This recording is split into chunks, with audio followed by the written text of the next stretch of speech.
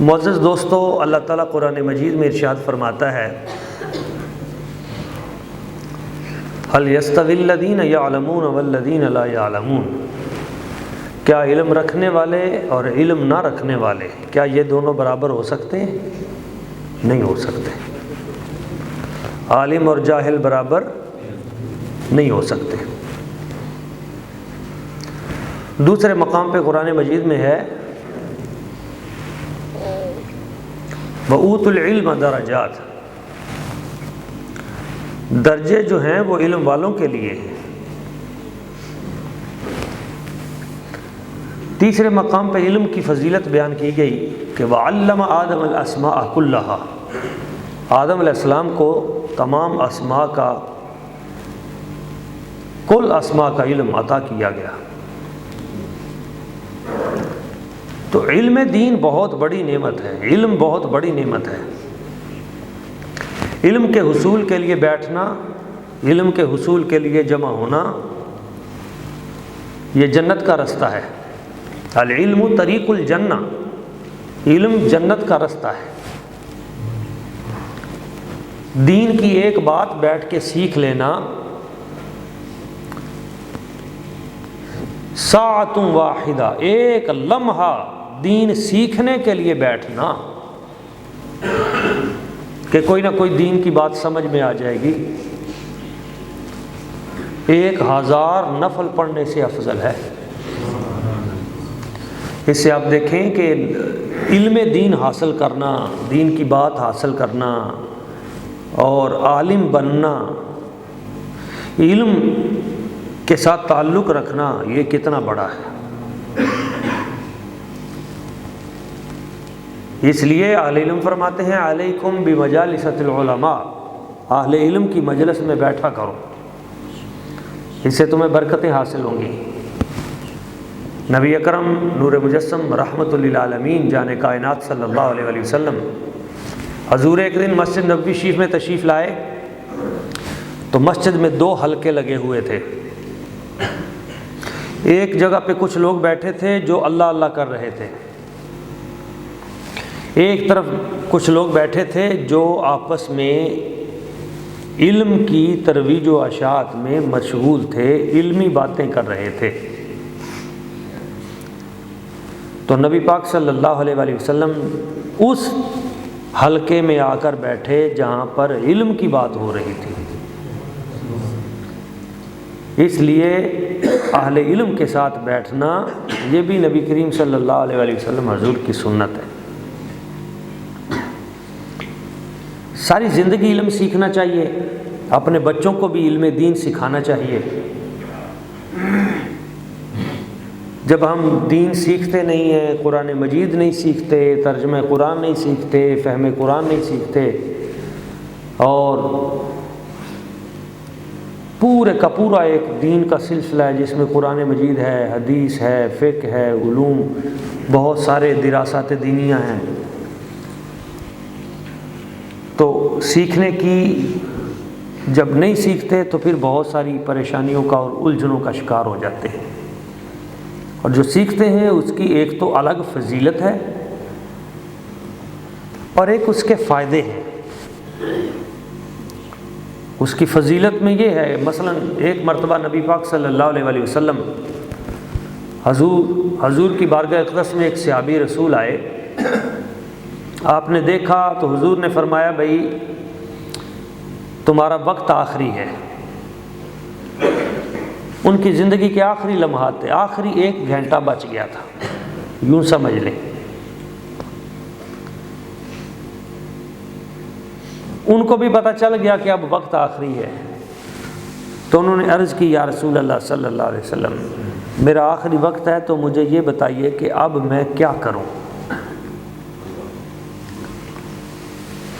تو وہاں پہ ایک علم کی بزم سجی ہوئی تھی، سرکار نے فرمایا وہاں جا کے بیٹھ جا، اشتغل بالتعلم، علم سیکھنا شروع کر دے، تاکہ جب تو دنیا سے جائے تو علم سیکھتا سیکھتا دنیا سے جائے۔ علم کی راہ میں جو علم سیکھتا ہوا دنیا سے جاتا ہے تو وہ شہید ہوتا ہے۔ علم دین کے لیے جو شخص سفر کرتا ہے اور اس راہ میں دنیا سے چلا جاتا ہے تو وہ شہادت کے راستے پہ ہوتا ہے، بلکہ شہیدوں سے بھی اوپر ایک مقام ہے۔ نبی اکرم صلی اللہ علیہ وسلم حضور نے فرمایا من جاءہ الموت وهو يطلب العلم لیحیی بہ الاسلام بینہ وبین النبیین درجۃ واحدۃ فی الجنہ۔ حضور نے فرمایا جس کے پاس موت آئی اس حال میں کہ وہ یطلب العلم، وہ علم طلب کر رہا تھا، علم دین کی طلب میں اس کو موت آئی، اور مقصد اس کا پیسہ چھاپنا نہیں تھا بلکہ اس کا مقصد تھا لیحیی بہ الاسلام، کہ میں علم سیکھ کر اسلام کو زندہ کروں گا، اسلام کے وجود پہ پڑنے والے سوالات کے جواب دوں گا، ہر طرح کی گرد و غبار دور کر دوں گا۔ بینہ وبین النبیین درجۃ واحدہ، اس کے درمیان اور نبیوں کے درمیان صرف ایک درجے کا فرق ہوگا۔ اب ایک درجے کا فرق ہوگا تو نبیوں کے بعد درجہ کس کا ہے؟ فَأُولَٰئِكَ مَعَ الَّذِينَ أَنْعَمَ اللَّهُ عَلَيْهِم مِّنَ النَّبِيِّينَ وَالصِّدِّيقِينَ وَالشُّهَدَاءِ وَالصَّالِحِينَ۔ اولیاء کا درجہ ہے، پھر شہیدوں کا درجہ ہے، پھر اوپر صدیقوں کا درجہ ہے، پھر نبیوں کا درجہ ہے۔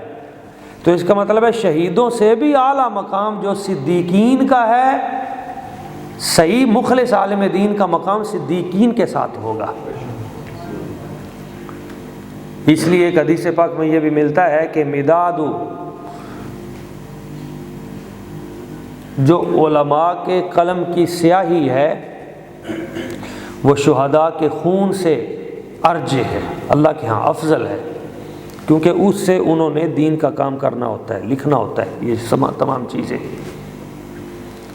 اور ہمارے جو اکابرین تھے انہوں نے اس پہ بڑی محنتیں کی ہیں دین سیکھنے کے لیے۔ مثلا حضرت ابو الدرداء رضی اللہ تعالیٰ عنہ، آپ ملک شام میں تھے، مدینہ طیبہ سے ایک شخص پیدل چلتا ہے، دمشق میں جاتا ہے، سینکڑوں میل کر کے جا کے کہتا ہے حضور میں ایک حدیث سیکھنے آیا ہوں۔ انہوں نے کہا تم کاروبار کے لیے آئے ہو یہاں ملک شام میں، عرب سے چل کے وہاں سے؟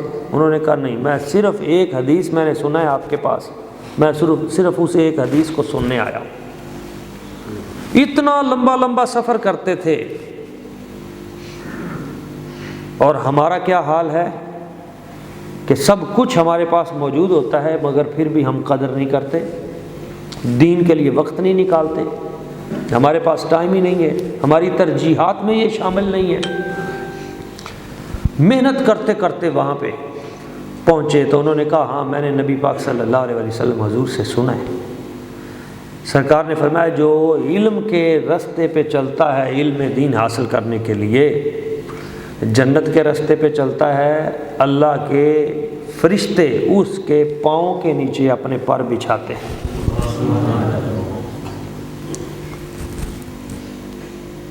پرندے اس کی مغفرت کے لیے دعا کرتے ہیں، کل مخلوق اس کی مغفرت کے لیے دعا کرتی ہے، حتیٰ کہ سمندروں کی تہہ میں مچھلیاں اس کی مغفرت کے لیے دعا کرتی ہیں۔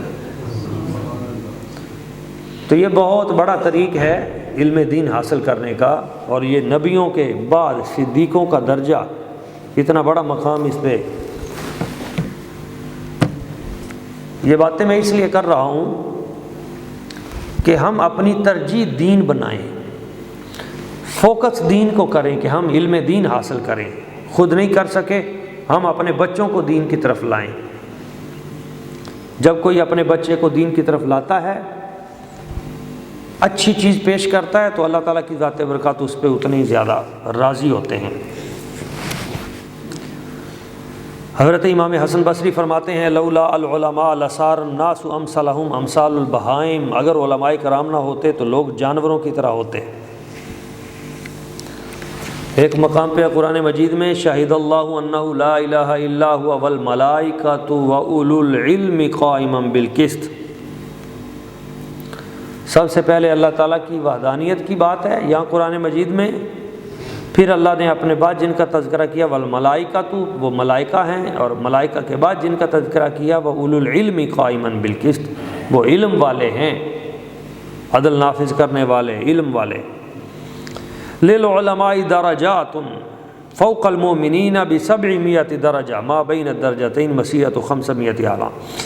ہاں، آپ علیہ الصلوۃ والسلام حضرت عبداللہ ابن عباس رضی اللہ تعالیٰ عنہ آپ روایت کرتے ہیں کہ علماء کے درجات مومنین سے اتنے بلند ہیں کہ 700 درجہ عام مومن سے صاحب علم کا درجہ بلند ہوتا ہے، 700 درجے، اور ایک درجے کا دوسرے جو فاصلہ ہے 500 عام، 500 سال تک اگر چلتا رہے تو ایک درجے کا فاصلہ پورا نہیں ہوتا، اس قدر بلند و بالا درجہ اللہ تعالیٰ نے اہل علم کا رکھا ہے۔ تو علماء بنانے کے لیے اپنے بچوں کو وقف کریں دین کے لیے، وہی بچے کل آپ کی جنت کی چابی بھی بنیں گے، جنت کی کنجی بھی بنیں گے، اور دنیا میں بھی آپ کے لیے بہتری کا سامان پیدا کریں گے۔ نبی پاک صلی اللہ علیہ وآلہ وسلم حضور نے ارشاد فرمایا یوزن یوم القیامت مداد العلماء بدم الشہداء، قیامت والے دن علماء کے قلم کی سیاہی شہداء کے خون کے ساتھ تولی جائے گی اسی وزن میں۔ ایک مقام پہ آیا یستغفر للعالم ما فی السماوات والارض حتی الحیتان فی البحر، حضور نے فرمایا عالم کے لیے آسمان و زمین کی ہر شے مغفرت کی دعا کرتی ہے، یہاں تک کہ سمندروں میں مچھلیاں بھی اس کی مغفرت کے لیے دعائے خیر کرتی رہتی ہیں۔ علماء ثم شہداء، حضور نے فرمایا قیامت والے دن 3 طبقات ہوں گے جو شفاعت کریں گے، لوگوں کی سفارش کریں گے، 3 طبقات ہوں گے، الاول الانبیاء ثم العلماء ثم الشہداء، پہلے نمبر پہ انبیاء ہوں گے، وہ شفاعت کریں گے لوگوں کی، دوسرے نمبر پہ العلماء، علماء ہوں گے، اور تیسرے نمبر پہ الشہداء، شہید ہوں گے۔ یعنی یہاں بھی شہیدوں سے پہلے اور نبیوں کے بعد جن کا نمبر ہے وہ علماء کی ذات ببرکات۔ تو اس سے بھی یہ اندازہ ہوا کہ اللہ تبارک و تعالیٰ کی ذات برکات اہل علم سے کتنا پیار کرتی ہے۔ ایک آخری حدیث پاک سرکار فرماتے ہیں، حضرت ابو موسیٰ الاشعری رحمہ اللہ، آپ اس کے راوی ہیں، آپ فرماتے ہیں کہ جب کل قیامت کا دن ہوگا تو اللہ تعالیٰ کی ذات برکات یبعث اللہ العباد یوم القیامہ، لوگوں کو اللہ تعالیٰ جب بلائے گا، اکٹھا فرمائے گا حشر کے میدان میں، ثم یمیز العلماء، تو ان میں سے پہلے اہل علم کو، علماء ان کو الگ کرے گا، ان کو سائڈ پہ کرے گا، فیقول یا معشر العلماء، اور پھر فرمائے گا اے علماء کی جماعت، انی لم اعد فیکم علمی وانا ارید ان اعذبکم اذهبوا فقد غفرت لکم، میں نے تم میں اپنا علم اس لیے نہیں رکھا تھا کہ میں تمہیں عذاب دوں، میں نے تمہارے سینوں میں جو علم رکھا تھا وہ اسی لیے رکھا تھا کہ میں تمہیں بخش دوں، اذهبوا جاؤ، فقد غفرت لکم، میں نے تمہاری مغفرت کر دی ہے۔ تو یہ علم دین کی برکتیں ہیں، بے پناہ برکتیں ہیں، اس لیے ہمیں چاہیے کہ ہم اپنے آپ کو علم کے لیے اکٹھا کریں، اور یہ جو مجلس علم سجتی ہے روزانہ صبح یہاں پہ اور تراویح کے بعد، اس میں بھی ہم اپنے آپ کو کوشش کریں کہ کوئی نہ کوئی علم کی بات یہاں سے ہم روزانہ لے لیں۔ ایک علم کی بات حاصل کرنا، امام حسن بصری فرماتے ہیں، ملک شام سے اگر کوئی بندہ چلتا ہے اور ملک یمن تک جاتا ہے، اس طرف مدینہ طیبہ کے ملک شام تھا، اس طرف ملک یمن تھا، اگر کوئی ملک شام سے پیدل چل کے ملک یمن تک جائے اور وہاں جا کے اس کو ایک علم کی بات مل جائے تو اس کا سفر ضائع نہیں گیا۔ ایک علم کی بات بھی اگر حاصل ہو جائے تو بہت بڑی بات ہے۔ اسی علم کی وجہ سے فرشتوں پہ جناب آدم علیہ السلام ان کو فضیلت عطا کی گئی، اور اسی علم کی وجہ سے اللہ تبارک و تعالیٰ کی ذات و برکات قیامت والے دن لوگوں کے درجات جو ہیں ان کے اندر وہ فرق رکھے گی۔ ہمیں چاہیے کہ ہم اہل علم کے ساتھ جڑیں، اہل علم کی باتیں سنیں، اور اپنی نسلوں کو بھی علم دین کے ساتھ جوڑیں، اور یہ سارا کچھ تب ہوگا جب ہم اپنے دل میں علم دین کا احترام رکھیں گے۔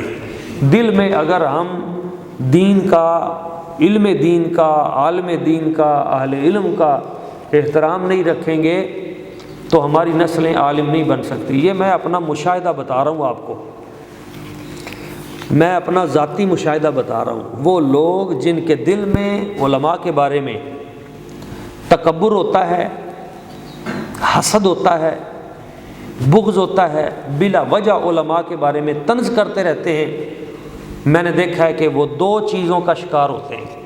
زندگی میں میں نے مشاہدہ کیا ہے، جو ہر وقت علماء کے خلاف زبان درازی کرتا ہے، باتیں کرتا ہے، دو نقصان میں نے دیکھا ہے۔ نمبر ایک، اس کی اولاد سے اللہ تعالیٰ علم دین چھین لیتا ہے۔ جو بندہ علماء کے خلاف باتیں کرتا ہے اس کی اولاد میں علم نہیں ہوگا، علم دین اللہ تعالیٰ اس کی نسل سے چھین لیتا ہے۔ نمبر دو، جو بندہ علماء کے خلاف ہرزہ رسائی کرتا ہے اور ہمہ وقت، کیونکہ العلماء ورثۃ الانبیاء، یہ انبیاء کے وارث ہیں، ان کے ذاتی اختلاف ہیں، آپس میں ہوتے رہیں، لیکن عام لوگوں کے لیے وہ قابل حجت ہیں۔ جس وقت کوئی شخص علماء کے خلاف غلط بات کرتا ہے، ایک تو اس کی نسل سے اللہ تعالیٰ دین وہ چھین لیتا ہے، نمبر دو، مرتے وقت اس کا خاتمہ ایمان پہ نہیں ہوتا، ایمان کی دولت اسے چھین جاتی ہے۔ کیوں کہ جب وہ انبیاء کے وارثوں کے بارے میں غلط ذہن میں خیال رکھتا ہے، تو چونکہ یہ نمائندے ہیں نبی پاک صلی اللہ علیہ وسلم کے، یہ نمائندے ہیں دین کے، جب ان کے بارے میں اس طرح کرتا ہے تو اللہ تعالیٰ دیکھتا ہے، وہ دیکھتا ہے کہ یہ جو میرے بندے دین کا کام کر رہے ہیں، یہ ہر وقت ان کے خلاف زبان دراز کرتا رہتا ہے، تو پھر اس سے ایمان کی دولت اللہ تعالیٰ چھین لیتا ہے۔ اور جو اس کے الٹ ان سے محبت کرتا ہے، ادب کرتا ہے، احترام کرتا ہے، تو یہ بھی میرا مشاہدہ ہے کہ اللہ تعالیٰ اگر وہ خود عالم نہیں بھی بن سکے، اللہ ان کی نسلوں میں علم دین جاری کر دے گا۔ اور دوسرا یہ ہے کہ اللہ تعالیٰ اس ادب و احترام اور عزت کی وجہ سے ان کا شمار بھی قیامت والے دن ان نیکوں کے ساتھ ہی کرے گا، اور خاتمہ بھی ایمان پہ ہوگا۔ یہ ہے ان سے محبت و الفت رکھنے کی برکت۔ اللہ تعالیٰ کی بارگاہ اقدس میں دعا ہے کہ اللہ تعالیٰ ہمیں نیکوں کی سنگت و معیت عطا فرمائے، علماء کی صحبت کاملہ میں رکھے، اور اہل علم کے قدموں میں بیٹھنے کی ہمیں سعادت و توفیق بخشے، اور ان سے ہمیں سیکھنے کی توفیق عطا فرمائے۔